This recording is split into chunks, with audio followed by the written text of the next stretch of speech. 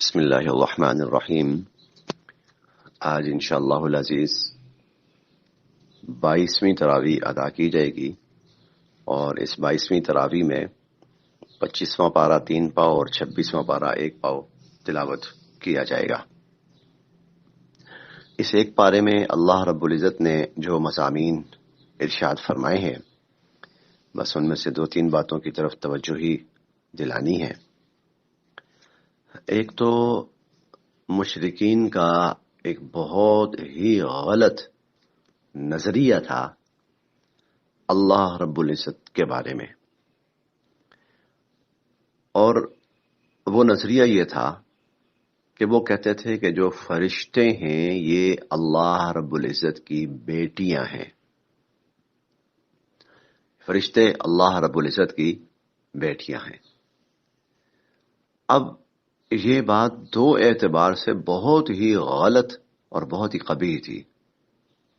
ایک تو اس اعتبار سے کہ اللہ رب العزت انسانی رشتوں سے پاک ہیں، سبحانہ و تعالی عما یشرکون۔ اللہ تعالیٰ پاک ہیں، برتر ہیں اس سے جو لوگ اللہ کے ساتھ شریک ٹھہراتے۔ ایک تو اس اعتبار سے، اور دوسرا اس اعتبار سے بھی یہ بات بہت ہی غلط اور قبیح تھی کہ اہل عرب کا معاشرہ قبل از اسلام دور جاہلیت میں بیٹی کا جو وجود تھا اس کو بڑی حد تک منحوس سمجھتے تھے، اس کو اپنے لیے باعث عار سمجھتے تھے۔ اور اس کا اندازہ اس بات سے لگائیں کہ اللہ تعالیٰ فرماتے ہیں وَإِذَا بُشِّرَ أَحَدُهُمْ بِمَا ضَرَبَ لِلرَّحْمَنِ، جو یہ اللہ کے لیے بیان کر رہے ہیں نا کہ بیٹیاں ہیں اللہ کی، کہ جب ان میں سے کسی کو بشارت دی جاتی ہے کہ تمہاری بیٹی ہوئی ہے، ظل وجهه مسودا، اس کا چہرہ کالا سیاہ ہو جاتا ہے، وهو کظیم، اور وہ اندر ہی اندر کڑنے لگتا ہے کہ ایسا کیوں ہوا، میرے ہاں بیٹی کیوں ہوئی ہے۔ وہ اس کو اپنے لیے اتنی عار سمجھتا ہے۔ اور پیچھے ہم پڑھ کے آئے تھے کہ یتوارا من القوم من سوء ما بشر بہ، جو بری خبر اس کو سنائی جاتی تھی تو اس بری خبر کی وجہ سے وہ لوگوں سے منہ چھپاتا پھرتا تھا۔ تو جس رشتے کو اپنے لیے اس قدر ناپسندیدہ منحوس سمجھتے تھے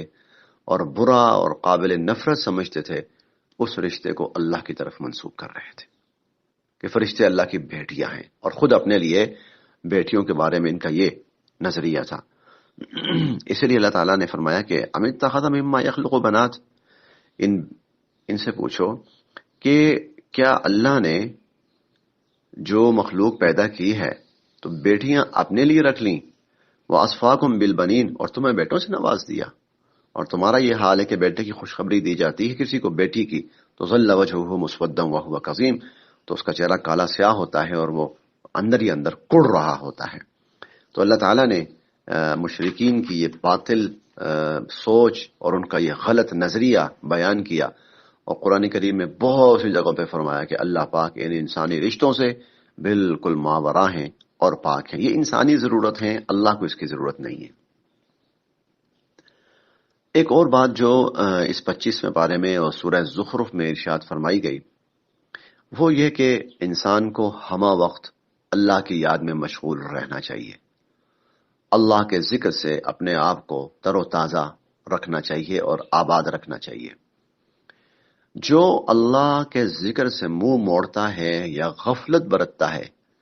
تو اللہ تعالیٰ فرماتے ہیں کہ نقیض لہ شیطانا، ہم پھر اس پر شیطان مسلط کر دیتے ہیں، فہو لہ قرین، اور وہ شیطان پھر اس کا ساتھی بن جاتا ہے۔ اور یہاں تک فرمایا کہ حتی اذا جاءنا، کل جب قیامت والے دن یہ ہمارے پاس آئیں گے، قال یا لیت بینی و بینک بعد المشرقین، تو وہ شخص کہے گا اے کاش میرے اور تیرے درمیان مشرق اور مغرب جتنی دوری ہوتی اور اتنا فاصلہ ہوتا۔ تو اللہ تعالیٰ اس آیت کے ذریعے ہمیں متوجہ کر رہے ہیں کہ ہم اللہ کی یاد، اللہ کے ذکر، اللہ کے نام کی طرف متوجہ ہوں اور اپنے آپ کو اس میں مشغول رکھیں، اللہ کا کلام پڑھیں۔ اور اللہ کے ذکر کی سب سے بڑی صورت قرآن پاک کی تلاوت ہے، سب سے بڑی شکل قرآن پاک کی تلاوت ہے، کہ اپنے آپ کو قرآن پاک کی تلاوت میں مشغول رکھا جائے، قرآن سمجھنے کی طرف، اللہ کا جو اور ذکر کی شکلیں ہیں جیسے مختلف تسبیحات ہیں وہ، تو انسان جب ان میں مشغول رہے گا تو انشاءاللہ شیطان کے شر سے وہ محفوظ رہے گا۔ اسی طرح جو مضامین یہاں پر بیان فرمائے گئے ہیں اس پارے کے اندر، تو ان میں سے ایک مضمون یہ بھی ہے کہ اللہ تعالیٰ نے ہمیں اپنی خواہشات پہ چلنے سے منع کیا ہے کہ خواہشات کے پیچھے نہ لگو، خواہشات کے پیچھے نہ لگو، کہ جو خواہش ہوگی انسان اس کو پورا کرنے میں لگ جائے، نہیں، بلکہ اللہ کے احکام کو پورا کرنے میں لگو۔ اور خواہش، اگر طبیعت کسی چیز کی خواہش کرتی بھی ہے تو دیکھو کہ یہ کام اللہ کے حکم کے تابع ہے یا نہیں ہے، اللہ کی مرضی کے مطابق ہے یا نہیں۔ اگر اللہ کے حکم کے تابع ہے تو ضرور اس کو اختیار کر لو، اور اگر اللہ کے حکم کے خلاف ہے ہماری خواہش تو اس خواہش کو چھوڑ دو۔ اور اس کے لیے اللہ تعالیٰ نے بڑی عجیب توجیہ اختیار فرمائی ہے، فرمایا کہ افرأیت من اتخذ الہہ ہوا، آپ نے دیکھا اس شخص کو کہ جس نے اپنی خواہشات کو اپنا معبود بنا لیا، یعنی جو اس کی خواہش کہتی ہے وہ اس کے پیچھے چل پڑتا ہے۔ وَأَضَلَّهُ اللَّهُ عَلَى عِلْمٍ، ایسے شخص کو اللہ باوجود علم کے گمراہ کر دیتے ہیں۔ وَخَتَمَ عَلَى سَمْعِهِ وَقَلْبِهِ، اور اللہ تعالیٰ اس کے کانوں پر اور اس کے دل پر مہر لگا دیتے ہیں۔ وَجَعَلَ عَلَى بَصَرِهِ غِشَاوَةً، اور اللہ اس کی آنکھوں پر پردہ ڈال دیتے ہیں۔ فَمَن يَهْدِيهِ مِن بَعْدِ اللَّهِ، پھر اللہ کے بعد بھلا اس کو کون ہدایت دے سکتا ہے؟ لہذا خواہش کو یہ دیکھنا چاہیے کہ وہ اللہ کے حکم کے تابع ہے،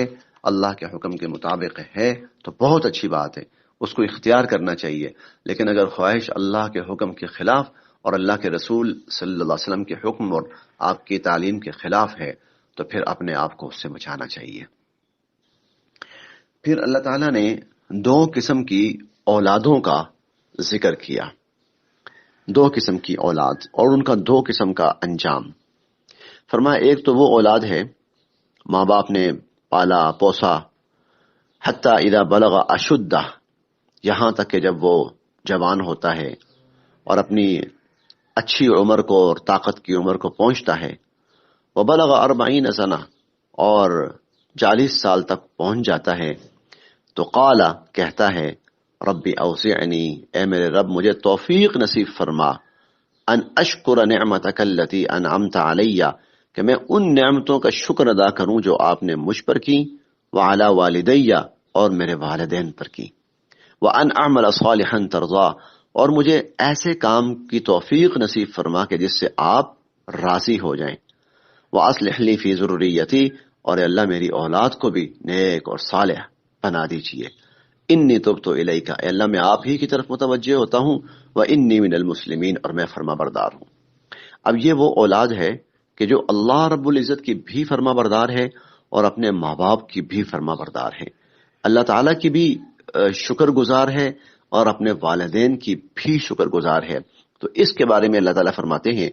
اولئک الذین نتقبل عنہم احسن ما عملوا، کہ ان کے جو اچھے کام ہوں گے ہم ان کو قبول کریں گے، ونتجاوز عن سیئاتہم، اور جو غلطی کوتاہی کہیں ہو جائے گی تو ہم اس سے درگزر کریں گے اور اس کو معاف کریں گے، فی اصحاب الجنہ، اور اس کو ہم جنت والوں میں شامل فرمائیں گے، وعد الصدق الذی کانوا یوعدون، اور یہ وعدہ جو کیا جا رہا ہے بالکل سچا ہے۔ ایک اولاد یہ ہے، اور دوسری اولاد والذی قال لوالدیہ اف لکما، دوسری اولاد وہ ہے جو ماں باپ کی نافرمان ہے، تنگ کرتی ہے، طنز کرتی ہے، تان کرتی ہے ماں باپ کے اوپر۔ اتعیداننی ان اخرج وقد خلت القرون من قبلی، اور وہ کہتے ہیں کہ کیا آپ ہمیں اس بات سے ڈراتے ہیں کہ مرنے کے بعد دوبارہ زندہ کیا جائے گا؟ تو باطل نظریات، تو ماں باپ کی بھی نافرمان ہے اور اللہ کی بھی نافرمان،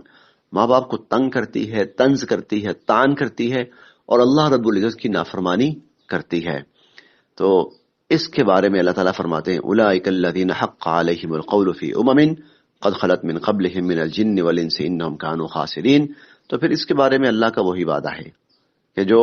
اللہ پاک کا جنات اور انسانوں کے بارے میں ہے کہ جو ایسے نظریات کے حامل ہوں گے، ایسی سوچ کے، اور اپنے والدین کے ساتھ ایسا طرز عمل کرنے والے ہوں گے، اولئک هم الخاسرون انہم کانوا خاسرین، آخر کار انجام کار ان کے لیے صرف اور صرف تباہی اور نقصان ہی ہے۔ اللہ تعالی ہمیں اپنے اور اپنے والدین کا فرما بردار بھی بنائے اور ان کا شکر گزار بھی بنائے۔ اللہ تعالی ہم سب کے لیے عمل کی راہیں